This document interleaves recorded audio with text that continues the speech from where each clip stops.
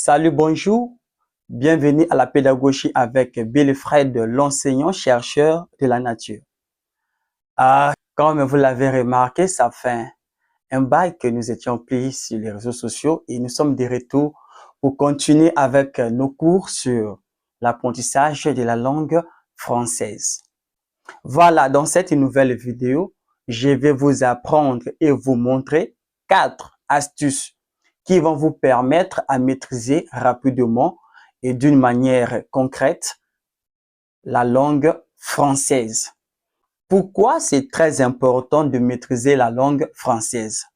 D'abord, l'apprentissage des nouvelles langues est très important dans la vie d'une personne. Vous voyez, je vois que la langue française aujourd'hui est au centre de toutes les langues. Vous comprenez? Parce que tu peux avoir des compétences, des facultés que tu veux même transmettre à d'autres personnes. Donc, tu as quelque chose qui est en toi que tu veux exprimer. Tu veux vraiment exprimer ou bien montrer cela, transmettre ça à d'autres personnes. Si tu n'as pas une bonne élocution, tu n'as pas un bon art oratoire, tu pourras pas bien t'exprimer et tu pourras pas bien transmettre tes compétences, même montrer ce que tu as réellement. C'est pour cela, quand tu maîtrises la langue française, vous remarquez que même des politiciens, vous trouvez des politiciens qui n'ont pas tellement aussi de compétences. Mais lorsqu'ils s'expriment bien en français, les gens les trouvent comme sont extraordinaires. Sans plus tarder, nous allons passer dans notre astuce numéro 1. Voilà, l'astuce numéro 1 que je vous ai réservée pour bien parler français et apprendre à parler doucement et sûrement. Apprendre à parler doucement et sûrement. Vous voyez, parce que beaucoup de gens aujourd'hui, lorsqu'ils veulent apprendre une langue étrangère, surtout la langue française, ils veulent parler comme les Français. Et ils oublient que les Français sont nés avec cette langue. Depuis le bas âge, le Français est né, il parle que la même langue et il y a beaucoup d'améliorations. Il a la facilité de parler rapidement et correctement sans commettre d'erreurs parce que c'est sa langue natale. Alors que lorsqu'une personne apprend la langue française, tu ne peux pas vouloir, il faut pas vouloir parler comme les Français. Mais si tu vas parler rapidement et sûrement comme eux, mais c'est au fur et à mesure, ça te prendra du temps. Mais au début, chercher à parler doucement. Pourquoi? Quand tu parles doucement, ça va te permettre à prendre le temps, analyser chaque mot, chaque phrase que tu vas construire. Et ça va te donner le temps de parler doucement et tu vas éviter d'avoir beaucoup d'erreurs. C'est ça l'astuce numéro 1.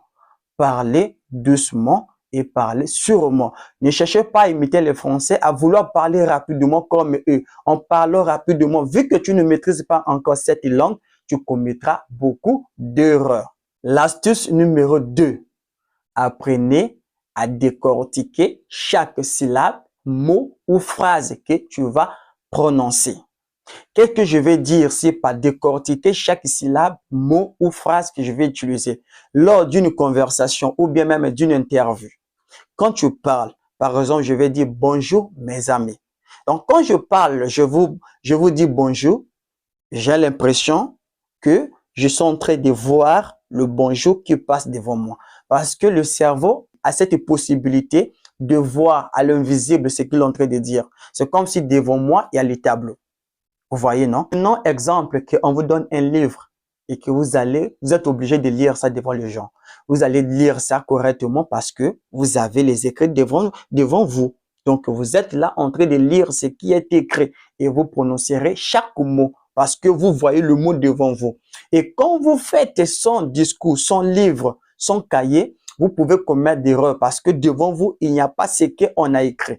Donc ici, lorsque vous apprenez la langue française et que vous êtes devant une interview ou bien une communication, faites comme si ce que vous êtes en train de dire se défoule devant vous. Donc je vois le bonjour qui se défoule devant moi. Et quand je dis bonjour, comment vas-tu? Donc, je suis capable d'épeler le bonjour. Donc, je sais que le bonjour là, ça s'écrit B-O-N-J-O-U-R. Donc, quand je dis, du fait que j'ai dans ma pensée comment s'appelle exactement le mot bonjour, je pourrais prononcer ça correctement. Ce n'est pas difficile. Vous prenez le temps de bien décortiquer chaque syllabe, chaque mot et chaque phrase. Ça va vous permettre à bien parler parce que vous aurez tout le temps à connaître le mot que vous allez dire.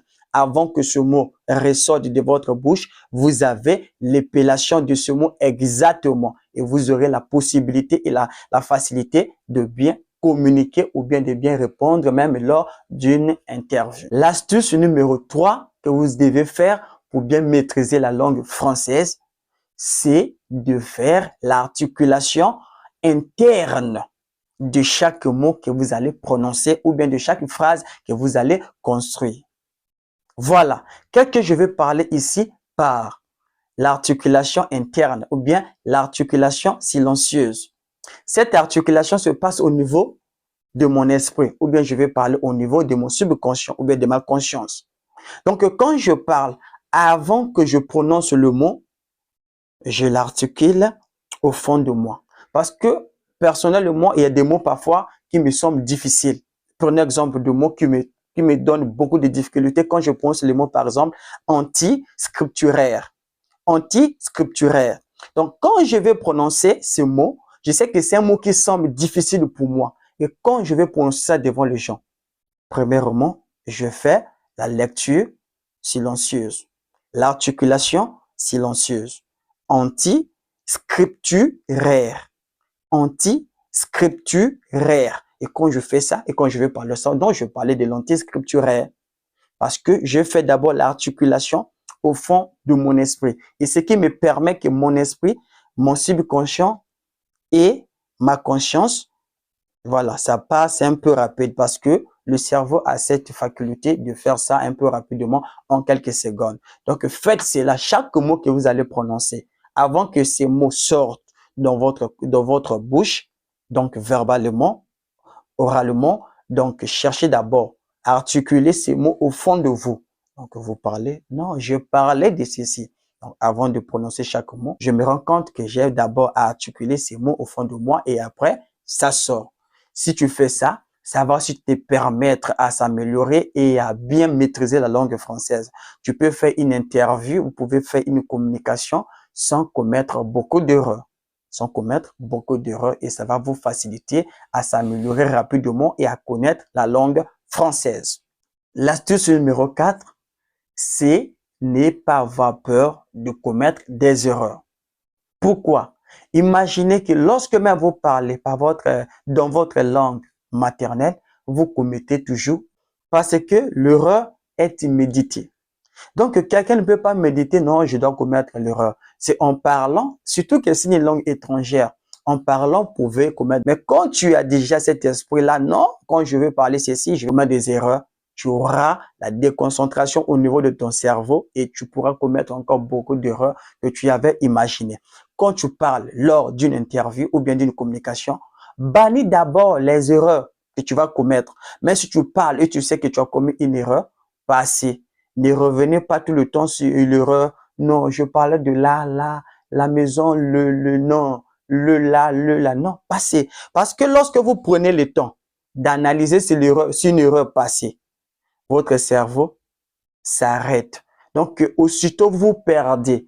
Même ce que vous avez projeté dire après cela sera oublié parce que tu es déconcentré et le cerveau est déconcentré. Vous oubliez aussi même ce que vous avez projeté dire après ce que vous avez dit.